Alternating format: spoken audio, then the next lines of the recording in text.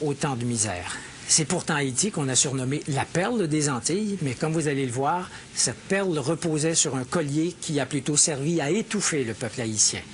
Comment en est-on arrivé là? D'abord, un peu de géographie. Haïti est situé dans les Grandes Antilles. Le pays partage l'île d'Hispaniola avec la République dominicaine. Haïti est classé 160e sur 175 selon l'indicateur de développement humain des Nations unies. Ça vous explique pourquoi ce pays, Haïti, est le plus pauvre des Amériques. Mais qu'est-ce qui explique cette descente aux enfers? Il y a 3 éléments historiques que nous allons vous raconter. D'abord, il y a son histoire coloniale. Il y a aussi l'isolement dans lequel les autres pays ont condamné Haïti dès sa naissance. Et enfin, il y avait l'existence d'élites prédatrices qui n'ont jamais donné aucune chance au peuple haïtien. L'histoire coloniale d'Haïti se caractérise par une exploitation massive des ressources de l'île sans aucune considération pour ce qu'on appellerait aujourd'hui le développement durable. Cette négligence apparaît dès 1492, alors que Christophe Colomb prend possession de l'île et la déclare colonie de l'Espagne. Immédiatement, les Espagnols transforment leur nouvelle colonie en un lieu d'extraction de richesses, principalement l'or. L'avidité des Espagnols les conduit à asservir les populations autochtones, les Taïnos, qui, à cette époque, auraient été plus d'1 million à vivre dans l'île d'Hispaniola. Les conquistadores les exploitent si durement qu'ils meurent tous en l'espace de 50 ans.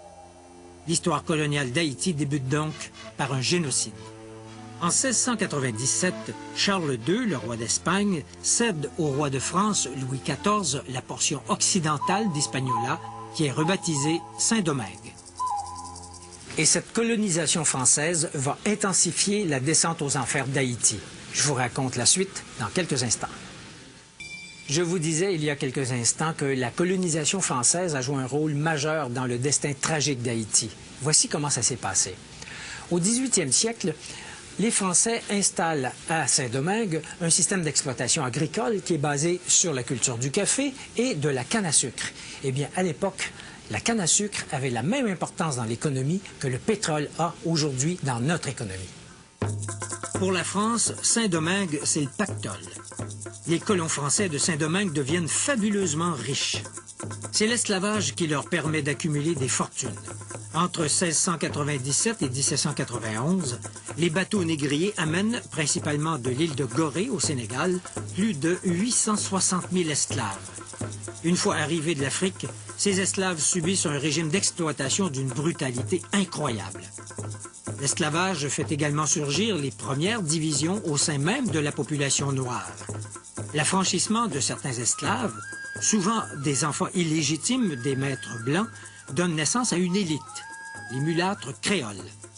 Les mulâtres se sentent supérieurs aux esclaves noirs et ne partagent pas leurs intérêts. Arrive 1791. La Révolution française bat son plein.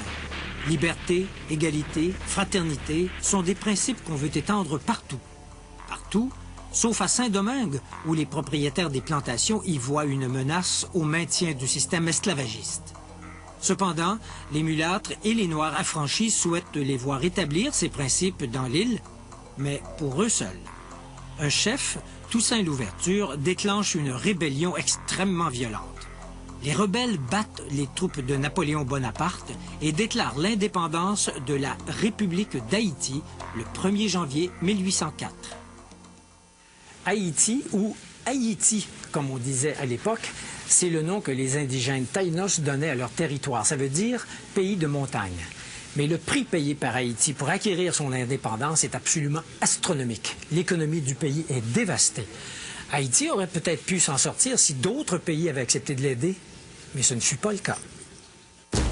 Au contraire, épouvanté par l'idée absolument subversive à l'époque qu'une république soit dirigée par des Noirs, les puissances de cette époque isolent diplomatiquement et économiquement Haïti. 2 exemples de l'isolement d'Haïti. Le Vatican n'établit des liens qu'en 1860 avec une république officiellement catholique, mais noire, et il faut attendre 1862, en pleine guerre de sécession américaine qui provoquera l'abolition de l'esclavage, pour que les États-Unis reconnaissent Haïti. Quant à la France, elle refuse de reconnaître l'indépendance d'Haïti. Pour convaincre la France d'accepter son existence, le gouvernement d'Haïti est forcé de verser une compensation que le gouvernement du roi Charles X fixe en 1825 à 150 millions de francs or. Même si cette somme est ramenée à 90 millions de francs or, c'est un coût additionnel asséné à l'économie d'un pays déjà à genoux. Haïti honore sa dette qu'elle finira de rembourser en 1938. Pour se sortir du gouffre, Haïti aurait eu besoin que ses élites proposent un projet de reconstruction nationale. Or, ça n'a pas été le cas.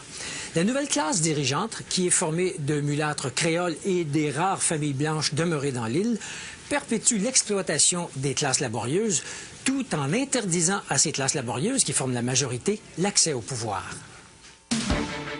Les gouvernements se succèdent d'un coup d'État à l'autre, mais une chose demeure, le refus de la classe dirigeante de partager le pouvoir avec le peuple. À ce cycle d'instabilité s'ajoute l'occupation par les Américains entre 1915 et 1934. Les Américains laissent aux Haïtiens un héritage empoisonné, une armée professionnelle haïtienne qui amplifie la répression. Arrive 1957. Cette année-là, un médecin noir, François Duvalier, joue sur le ressentiment de la population noire pour se faire élire président. Duvalier aurait pu inaugurer une ère démocratique dans le pays. Il ne l'a pas fait. Au contraire, il établit une dictature qui élimine avec férocité toute dissidence. C'est l'époque des tontons macoutes et de l'exil d'une partie de la population haïtienne, surtout les mieux éduqués. Son fils, Jean-Claude, qui lui succède, est renversé en 1986. Mais la vraie démocratie n'est pas pour autant instaurée.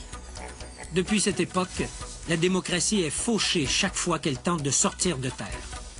L'espoir a longtemps reposé sur les épaules de Jean-Bertrand Aristide, un prêtre proche des masses et qui prêche une meilleure répartition des pouvoirs et de la richesse.